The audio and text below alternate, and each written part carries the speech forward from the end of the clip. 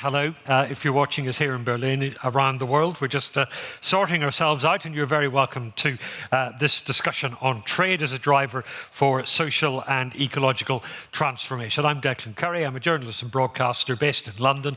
I've been talking about these topics for about 30 years, and I'm delighted to be your moderator here today. Now, this topic could not be more topical. To read from a lead story on the New York Times, on the front page of that newspaper, published only this Saturday. When the Cold War ended, governments and companies believed that stronger economic ties would lead to greater stability. The Ukraine war and the pandemic are pushing the world in the opposite direction. So can we even assume the basic premise of our discussion that trade is a driver for social and ecological transformation? Well, we have an excellent panel of speakers to discuss this. Joining us remotely, three distinguished experts: Nadia Bayat, Marian Janssen, and Martin Schulz. And here with me here in Berlin, Sir Michael Arthur. Let me tell you a little bit about each of them. Nadia Bayat is a gender and trade expert, has recently joined the UN's Trade and Development Organization, UNCTAD, in its trade, gender and development capacity, but is speaking to us today in a personal role. Marian Janssen is Director of Trade and Agriculture Directorate at the OECD, the Organisation for Economic Cooperation and Development. She's responsible for policy reform in food, agriculture, fisheries and international trade, and considers the economic, environmental and social dimensions of trade. Martin Schulz is chair of the Friedrich-Ebert-Stiftung, a foundation to promote political education named after Germany's first democratically elected president. Mr. Schulz was a leader of Germany's Social Democratic Party and a president of the European Parliament in the last decade. He's been a member of the European Parliament and the German Federal Parliament.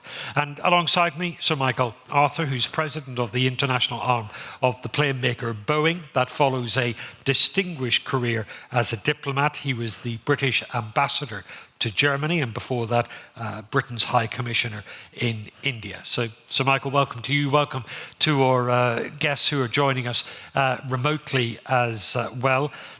Let's talk about how trade brings social and economic transformation, but how sometimes that transformation is not always positive. Marian Janssen of the OECD, welcome to you. Let me bring you in on that point. We know that trade has the power to change. How do we ensure that the change it brings is positive? Thank you very much for these questions. I'm very pleased to be with you today. In the current time where, as you mentioned, there are so many doubts already about the original premises of the question for this session, let me maybe start by two stories of the past, one related to the First World War and one related to the Second World War. First, after the First World War, an organization was created in 1919 called the International Chamber of Commerce. It was created by businessmen who called themselves merchants for peace. And they certainly considered that trading with each other, having contact across nations, contributes to peace. After the Second World War, the organization, the predecessor of the organization I am currently working for, was created. And in its creating language, in its convention, reference was made to the importance of open borders and the positive role that trade can play for development and growth. And at the time, that growth was meant to benefit Europe. And if there's one example of openness and trade benefiting growth, development, and social progress, then I believe as a European that the European Union is a formidable example of this. I can give you some more theoretical examples, explanations why trade can lead to progress and also to social progress. Trade allows us to get access to goods we can normally not have access to. You know, I'm a mother, my children are already nearly grown-ups, but one of the first foods we give to children in Europe is bananas. One of the first solid foods are squash bananas. They don't grow in Germany, where I come from. So we are used to having access to products that are not from our countries, and that gives us well-being. It allows us to produce where production is cheaper and to focus on the things we can do well. So in Europe, we focus on high quality products, on high technology products, and we often import the products that are more labor intensive. Overall, this has contributed to growth in our economies. So the potential for trade contributing to growth has been recognized by policymakers throughout the century. It is very much behind the creation of the OECD and the creation of an organization like the World Trade Organization or the International Chamber of Commerce. And economists have proven and have shown for many years how big that potential is. We certainly believe in it, but at the same time at the OECD, we also recognize that not everything has been perfect in the past and definitely is not in the current times. I look forward to the rest of the discussion, therefore. Sure, thank you. Just to take that example that you mentioned, bananas, in our a previous session here this morning where we were looking at the work of young entrepreneurs in delivering positive social response around the world, there was one example there of coffee. And we know the legacy of those trades in the past has been to secure a crop or a commodity at the lowest possible price for wealthy customers in the West and paying poor wages as little as possible to the farmers, to the growers. And that's one of the examples of where trade has not created positive circumstances where it could have. Well, I think, and when in these examples, it is possible that we have not exploited the full potential to redistribute. I think it is a mistake to equate,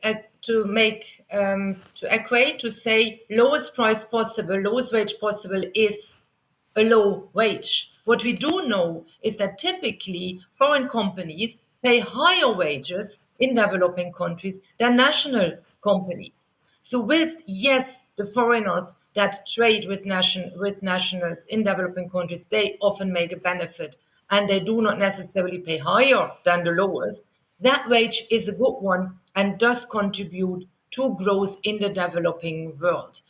A fantastic example of this is China, where the reduction in poverty is clearly linked to the openness of the country, and the reduction in poverty rates in that country has been dramatic over the past decades. Okay, thank you. We'll come back to consider some of the social dimensions in a little while. Nadia Bayat, if I can bring you into the discussion, speaking as a gender and trade expert and speaking today in a personal capacity as well. I want to stay with that example of coffee because it came up in our earlier Young Global Changers Awards ceremony. And one of the winners was a coffee company in Australia that practices fair trade policies. But they highlight the specific importance of making sure that the women who pick the coffee are treated as fairly as the men who bring the coffee to market. And that struck me as a really clear illustration of some of the gender issues that arise when we discuss the impact of trade. What are your thoughts? Thank you. Thank you very much for that question. And, it's a particularly important one, and I'd like to locate it in the context of the historic African continental free trade area, because you're actually talking about creating better and more decent jobs for women. And I want to bring it back to the AFCFTA because the conversation on the continent now is really how to empower women, including in those critical sectors that you're talking about. And we're talking here about agriculture and coffee as part of that, in manufacturing, in textiles and wearing apparel, where women dominate, and in small and medium-sized enterprises, both in the formal and the informal sector. But, when you talk about coffee, and here we're talking about agriculture, and I think it's really important for our participants to be able to understand that the opportunities that this historic initiative presents for women particularly through participation in regional agricultural value chains, as well as coffee crops with higher returns and with forward linkages to value-added sectors. And there are also opportunities in the manufacturing sector, as well as in the creative industries and in the more lucrative male-dominated capital-intensive sectors. Now, it's important for participants to be able to understand the promise and the potential that the AFCFTA holds, because the conversation on trade and intra-African trade, particularly on the continent, is exactly about the AFCFTA. And entrepreneurship is so important because it's a critical source of employment and livelihood opportunities for youth and for women who make up the majority of Africa's self-employed population. So this expanded, integrated continental market will now present tremendous opportunities for export growth and for business expansion. But we also know that the gains of the AFCFTA for women particularly will not be automatic. So those women coffee growers that you're talking about, the whole fair trade initiatives, these interventions that can be linked to the AFCFTA will not automatically arise for women. In fact, they could actually entrench multiple disadvantages that women confront as a result of pre-existing inequalities in African countries. So it's really important to contextualize and to understand and to interrogate what these gender inequalities are, in terms of access to or limited access to land, to finance, to specialized skills development and training, to digital technologies, and all of which are compounded by restrictive cultural norms and unpaid care work. And we see in the context of the AFCFTA that these gender inequalities will really impact and limit the ability of those coffee growers that you're talking about to upgrade into higher value added activities and to participate in new export and regional value chain and business opportunities. And I also want to talk a little bit about the opportunities for climate action as an imperative for gender equality and inclusive trade, because the conversation today is all about that. And of course, as you mentioned, women are typically engaged in agriculture and particularly in subsistence agriculture. But it's important to really link the conversation on inclusive trade and to understand the nexus between climate change, gender, and the AFCFTA, because women in Africa are important users, and they're also more dependent on those threatened natural resources for their lives and their livelihood. And these women face the brunt of more severe impacts of climate change. And of course, gender inequalities, again, that we spoke about, lack of access to land, technology, agricultural inputs, extension services, restrictive socio-cultural norms. Now, all of these limit the capacity of women for coping and adapting to climate change. So it's important to understand that the AFCFTA will fundamentally alter Africa's production and trade landscape, and that environmental and climate considerations have not featured prominently in this discourse. And going forward, and maybe in the second iteration of questions, I can talk to some more targeted interventions for consolidating this nexus between gender, the AFCFTA, and climate action. Yes, indeed. Hold on to those thoughts, because we will come back for some further thinking about climate. Martin Schulz, I want to welcome you to our discussion at this point. And I'm interested, particularly in your thoughts on the how trade can enhance social protection, whether we're talking about human rights, whether we're talking about employee protection. Is there enough emphasis when we consider global trade? Is there enough emphasis on creating good new jobs? Martin Schulz. Extremely difficult question. And first of all, thank you very much for accepting that I could join you today only via the internet here and not being in person in Berlin. I'm very afraid about it, because Global Solutions is also partner in an intensive partnership with the Friedrich-Ebert Foundation. To answer to your question, extremely difficult. Normally, worldwide trade could foster inclusiveness and more social coherence. But there is a major problem in my eyes, often completely neglected in the public debate. This is our capitalist system. In a capitalist system, those companies who are acting worldwide as have the principle of a capitalist economy to invest and to produce as low as possible costs to get as high as possible profits. So this is the mechanism on which the activities of most of the worldwide acting companies is based. And this is the opposite of what we define, or what you define in your question as a goal. Is trade able to create more social cohesion, more protection, etc.? And my experience as a European politician, as a national politician, is no, for the time being not. Why? Because in the worldwide trade, in the globalization, we need rules. Concrete rules we should impose to those who are acting worldwide. Okay, we have the WTO, and the rules of WTO, which everybody knows it, are not reaching far enough to oblige states and companies to guarantee fundamental social, ecological, or individual rights. And then the European Union could, the United States of America, the big democratic areas in the world could play a major role.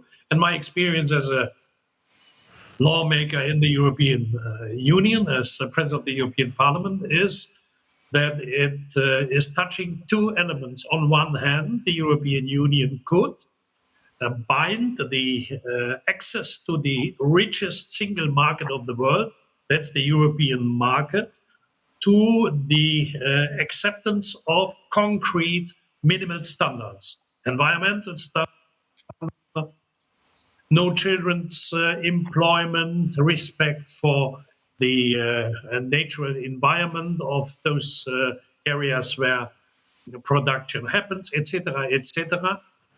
This has a precondition: trade agreements between the European Union and other parts of the world. And the experience of these trade agreements is that it is highly controversial politically within the European Union, between the member states and the institutions in Brussels, about who is responsible, the institutions or the member states.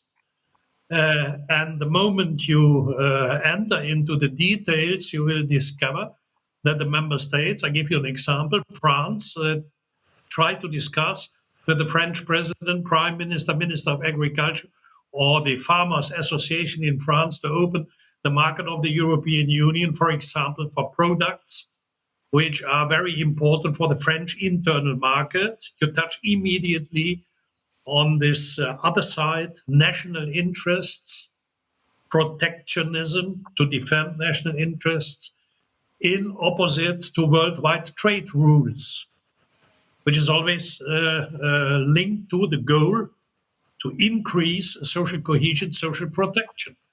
And this is extremely difficult. My experience with the trade agreements of the European Union were that it is very, very difficult to introduce binding rules in worldwide trade to guarantee what you described in your question, better social and environment conditions for those countries who are producing goods and creating via producing goods for international trade to offer chances for people to leave from poverty. For the time being, in addition, the war in Ukraine, I'm relatively pessimistic. Okay, Martin Schulz, thank you. We'll, Michael Arthur, I'll bring you in just a moment. I just want to go back to Marion Jansen, because before your role at the OECD, you were a leading figure at the International Trade Center in Geneva. You've been at the World Trade Organization. You've been at the International Labour Organization as well. If I may paraphrase what I heard Martin Schulz say to us, the instinct of business is to maximize profit, not to maximize social progress, that rules must be, global rules must be imposed as a corrective to this, and these rules must be both tougher than they currently are and must apply to nation states. Marianne Jansen, what's your response to that? My response is that yes, a business wants to maximize profit. That's also where the opportunity lies for the economy and for social progress. But business is not interested in oppressing work and in social instability. So to a certain level, there is a common interest in social progress and economic progress. Where that common interest doesn't exist, different parties have to find a better equilibrium. I give you an example. When I worked at the International Labour Office, the International Chamber of Commerce came to see me and said, Marianne, we would like you to work on a book with the World Trade Organization on the social sustainability of trade. And I said to them, why would business, you, want to work on a book with that topic? And they told me, we would like to work on this topic because we believe that social stability is not guaranteed anymore. And if we lose it, we will lose out as businesses. That was in 2009. So the instincts between, let's say, employees and the companies are different, but they are not completely unaligned. What is true is that currently the existing WTO rules are potentially not far-reaching enough. I believe that there are two changes compared to what we have seen, at least two changes compared to what we have seen in the past decades, and maybe compared to the experiences that Martin described. First, there is an understanding increasingly that the private commercial law also plays a role, and that, for instance, responsible business guidelines and private sector standards can play a role both to foster social progress and environmental sustainability. Now, at the OECD, we are the guardians of one set of these responsible business conduct guidelines, and we are looking, like other players, into how to link trade rules with these more private sector behavior type of rules. This is a new area of work that we at the OECD are actively looking into. Second, an important change is, I believe, that in the current time, the importance of social stability, and in particular, the importance of the theme climate change, is not questioned anymore, definitely much less than 10 years ago. There is a real opportunity to find new ways to make trade work for both the social and the ecological transformation. My sense is that the political balances are very favorable for this. Okay. Marianne Jansen, thank you very much. Sir Michael Arthur here in the studio in Berlin with me. You are the voice of global business at this precise moment, but you are the president of Boeing International, so at least it is a company that does straddle the globe. Your reflection on some of the points that you've heard. Good. Well, thank you. Thank you very much, Declan, and thank you to Professor Snower and others for having business as one of the voices in this debate. It's absolutely crucial. And I think I was really encouraged to hear Chancellor Scholz yesterday, and indeed Minister Lindner, saying that this is a partnership between government, civil society, technology, and business if we're going to achieve the goals that we in this forum here, in the Global Solutions Forum, want to achieve. And I speak with the voice, come from the voice of aviation and aerospace, but of course that's just one part of a global trade network. I mean, that industry in itself produces about 4% of global GDP, but the key point for us is that we connect people. So we talked just now about trade, and sort of behind that was the sense of goods, coffee, bananas, and so on. Don't forget, a lot of trade is services, and people linking up is about how you make A, business work, and B, tourism. I mean, of the least developed countries, 47 LDCs, 45 have tourism as a key industry. They need people. I mean, before the COVID, 12 million people a day got in an aeroplane and flew. That was good for trade, that was good for connecting people, and it was good actually for LDCs as well. I mean, we as an industry, I think, are really conscious that connecting people is part of the equalization across the world as well. I mean, I think the number is 80% of the world have never set foot in an aeroplane. And they deserve to, and they want to. Which brings me to the key issue for this at the Global Solutions Summit. It's incumbent on us, the industry, to facilitate that growth in their movement, but to do it in a sustainable way. So literally one of our top priorities in the industry, but in my company, is to achieve the future of aviation that is green. And as an industry, we've committed to be net zero by 2050. It's a long path ahead, and we can come back in the second round, if you like, how we do it. But it's absolutely vital that business, together with government, civil society, achieves two things: that keep this trade going, make it sustainable, and rebalance the sort of goods of the world to help the people who need help. Just on the point of employee protection, of human rights, companies like yours are in uniquely powerful positions in that you have supply chains that straddle the globe. Yeah. And the policy that you set, whether it's Boeing US headquarters in Seattle or Unilever's headquarters in London, those policies set at the very top are expected to trickle through to the very ends of the supply chain, but don't always do so. How do you make sure that where the instinct of business is right, is in favor of social progress, that it actually happens? Well, I mean, Marion set the context that, I mean, there is global legislation, international legislation through the UN on all sorts of things. I mean, from conflict diamonds through modern slavery and so forth. And big companies like ours all publish annually our record on trying to achieve, or not trying to, in achieving those goals. And we take it very, very seriously because, as you say, supply chains are nowadays very global, and we're very careful how we do that.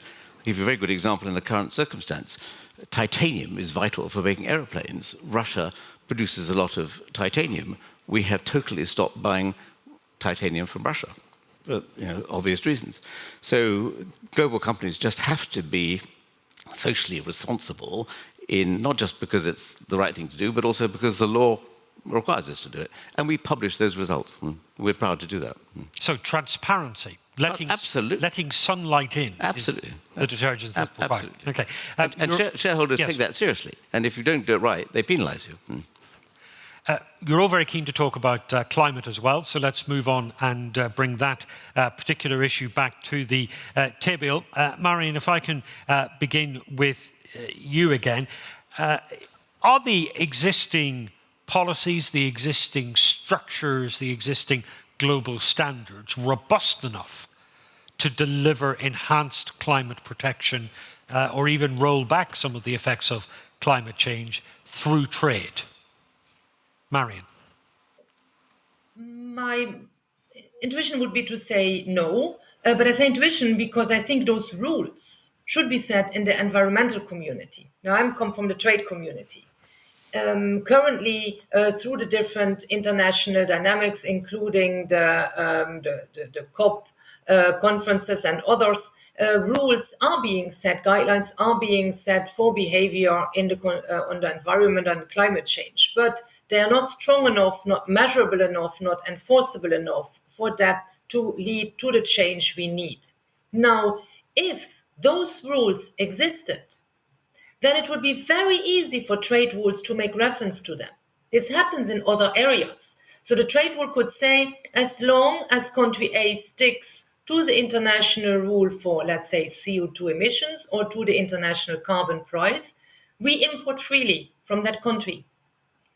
But the problem currently is that those international rules don't exist. At the OECD, we try to contribute to these efforts with a new initiative, the Inclusive Framework for International Carbon Pricing.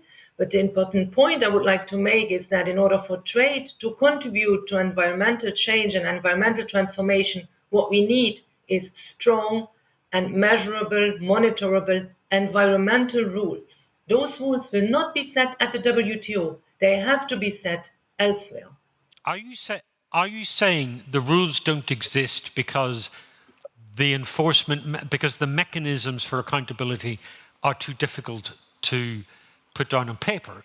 Or are you saying they don't exist because the multilateral political will is not there for these rules to be devised and implemented? Currently, the type of targets we have from the international environmental community are not the type of targets that you could start to make reference to in a trade agreement. If we had something like an international carbon price or an agreed way of measuring carbon content of products, countries have their own way of doing this.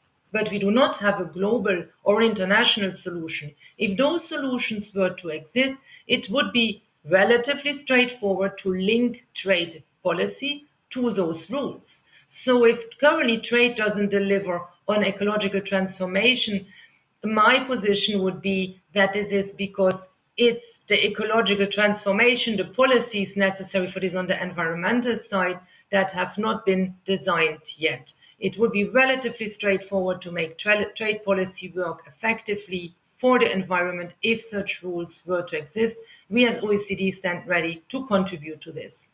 Martin Schulz, the importance of this is not just that if it's in trade rules, it could act as an incentive, but that if there are not global standards for environmental protection, then you will simply see trade divert to areas of lower standards and lower requirements. That's true, absolutely clear. But the rules and the standards exist.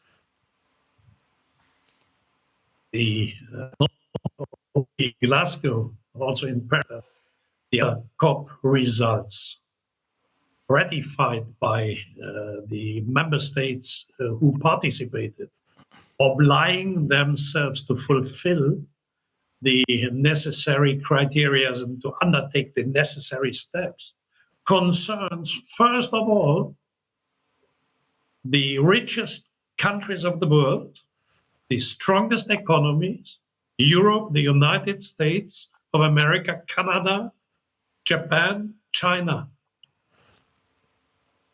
And the big question is not a trade question.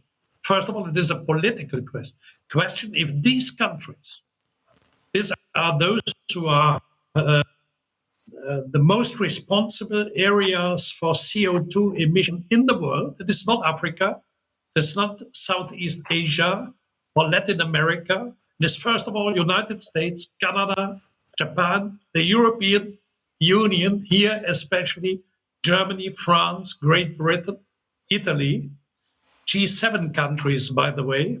So my answer to you is we should not link this question, first of all, to trade question. It is, first of all, a political question to those countries. Are you prepared to endorse what you publicly promised to do? And here is my point. My feeling is this is very fragile because of internal developments. In the countries, take the example of this doubtful man, Mr. Trump, who let's not hope that he will be re-elected one day president of the United States of America. And we are discussing not only in the trade question or environment question, or also in other very dangerous political questions, other items. But I think we precisely could go of America, Canada, the European Union, and China must endorse their promises. Martin Schulz, thank you very much. We had a slight interruption on the line towards the end, but we got the gist of what you were saying.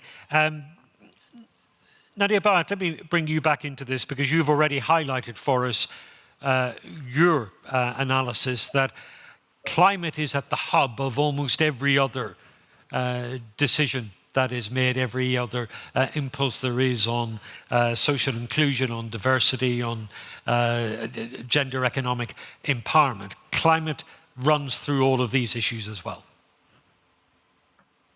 Yes, absolutely. And again, I'd like to just bring this back to the AFCFTA and the connection between climate adaptation and this historic initiative. Because it's important, I think there's an opportunity. There's a huge opportunity.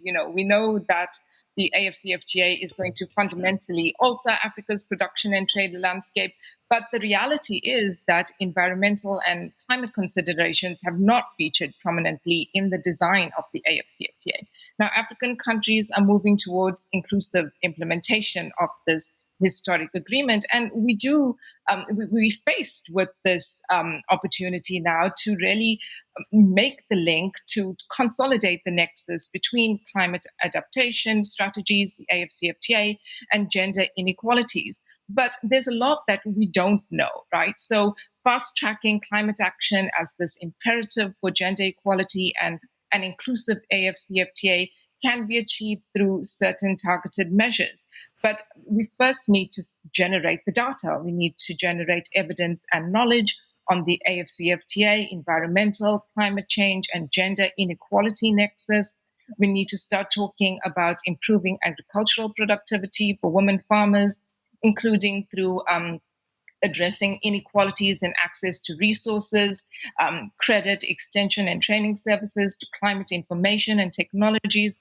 It's important for us to also note and to understand as part of this discussion that all these new and advanced climate technologies may result in exclusion of certain people from the chain, particularly women smallholder farmers. So it's really important as part of the discussion to ensure that we address these educational disparities, these and time constraints, women's unpaid labor, to ensure that new technologies are made accessible, particularly to small-scale women producers. And it's imperative. We talked about this partnership between government, between business and civil society, and it's incumbent upon business and upon policymakers to ensure that civil society organizations, and particularly women's groups, are part of these policy dialogues and national processes. And then it's imperative that we look in Africa and look towards other African countries, but also towards our development partners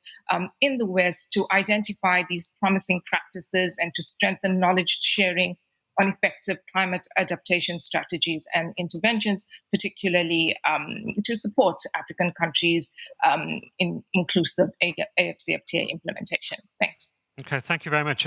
Michael Arthur, do you see Boeing as an organization that is plugged into that type of discussion, into that type of dialogue? And if it isn't, should it be? Absolutely is. I mean, thank you, Declan. I think the policy framework that we've been talking about with Martin and Maren is the right environment. You have to have governments collectively and sometimes individually or in groups. The European Union has been a leader in this, a strong leader in the aviation field, setting the framework. But I would just add to what was being said, there is now increasingly a pull factor from the consumers. I mean, we're seeing that every day now. And I mean, for example, airlines, when they're making a choice between airplanes, the sustainability factor is a key part of the debate because they're being pushed by their customers. And that's hugely correct. That's the way it needs to go. So public opinion is playing a big role in this. And I think Europe has been in the lead on this, but I see it now in Australia, in Japan, lots of other parts of the world as well. And that's very healthy. The two things that we need to do in our sector. I mean, first of all, we've got to get as sustainable as we can straight away. And the low-hanging fruit is actually just to modernize an aeroplane because the new ones are 25% more efficient than the previous ones. Way out there, we have to look at new technologies, hydrogen, electric airplanes, and all that stuff. But remember, hydrogen is sometimes seen as a sort of panacea, but to make hydrogen, you need a lot of energy to extract the hydrogen. That has to be green hydrogen, not other sorts. And that in itself is a challenge to industry, so technology has to help. The key between those two, the key thing that needs to happen is to fly on sustainable fuel. And we can do it today. We do it all the time. But the trouble is sustainable aviation fuel is 3 times as expensive as hydrocarbon stuff. So the industry together has to find a solution to that. Because back to your question, we're all in this. We're going to get there. We have to get there because the world needs to fly for the trade reasons we started talking about. Could I ask you for a moment to take off your Boeing hat? I wasn't wearing a Boeing hat. I was wearing an industry hat. Yeah, indeed, your industry hat, and put back on the whatever hat it is that ambassadors or former ambassadors used to wear. I mentioned that New York Times article at the start of our discussion, and it's a challenge to the idea that we've had over the last generation that trade and globalization prevents conflict. Now we are seeing trade being weaponized with sanctions against Russia. Yeah. Have we been wrong these last 30 years? I mean, sanctions have had a role in the global debate for as long as I've been grown up. Sure, but the idea that free trade prevents war, was that just a pipe dream? No, I mean, do you remember the theory that countries that had McDonald's were not going to go to war with each other? It's been broadly true until just this last couple of months. Until very recently, there was a McDonald's in Moscow. I think that the trade sanctions, targeted trade sanctions, are absolutely vital in extreme cases. I mean, look at the Iran debate we've had. We've all followed that. And I mean, there may be a solution for that going forward, but it's worked for now. I think the effect that has already been seen on the Russian economy shows that that is a tool that one hopes will concentrate the minds of the Russian leaders going forward. But the key issue when you go into a sanctions regime, this is wearing my old hat, is you've got to work out how you're going to get out of it at the end. So don't go in without an exit strategy and criteria for what allows you to withdraw sanctions or to reduce them slowly. And I learned that very early on in the 1970s when the British government was putting some sanctions on a country and we all had to debate how we would stop. We got caught when we didn't have an exit strategy. So they do have a role and free trade is still the best way to have countries working together and advance prosperity and peace. You still believe that? Free trade is still a path to peace? Absolutely. Absolutely believe that. But you do need sanctions in certain instances, extreme instances. Okay, thank you very much. Marion Jansen, do you still think that free trade is still the path to world peace? I believe that, yes, international trade contributes to world peace. I don't think we have been wrong in the past decades.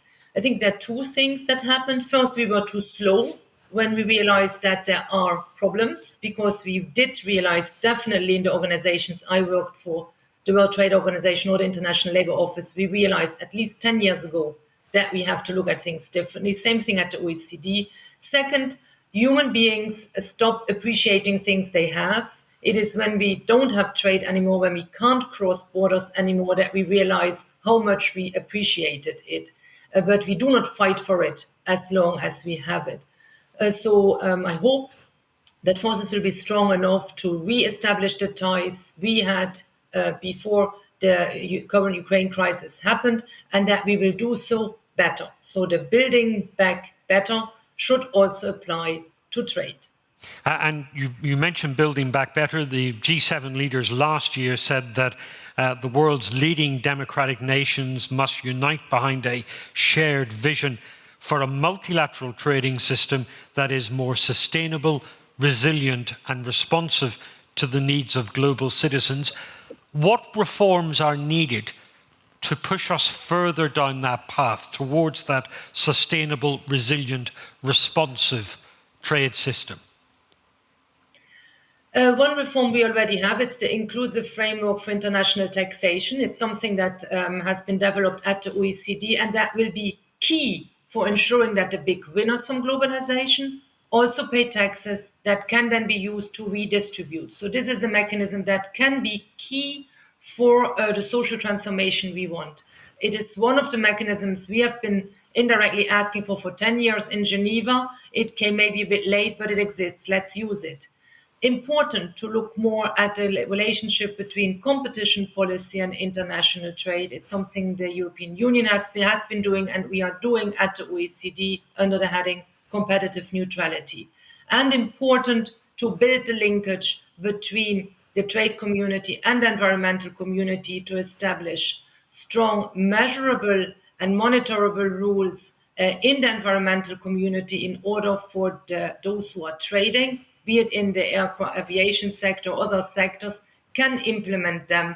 And we can, in a trade world, also monitor who is implementing and who is not. Thank you. And Nandira Bayat, in the last 60 seconds or so, how do we make sure that the voice of the global south is heard fully?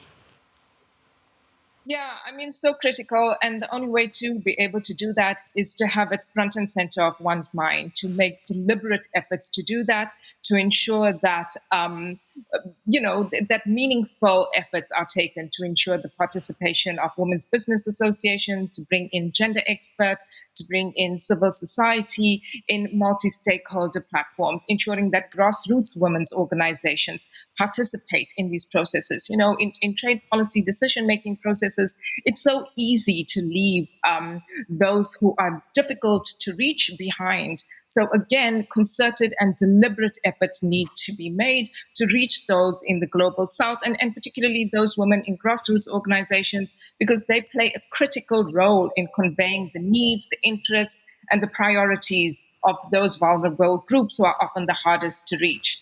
It has to be done with a deliberate focus and with the intention of making this meaningful. Nadira Bayat, Marianne Jansen, Martin Schulz, and here with me in Berlin, Sir Michael Arthur. Thank you very much to all four of you. Let's give them a round of applause to say thank you for their participation.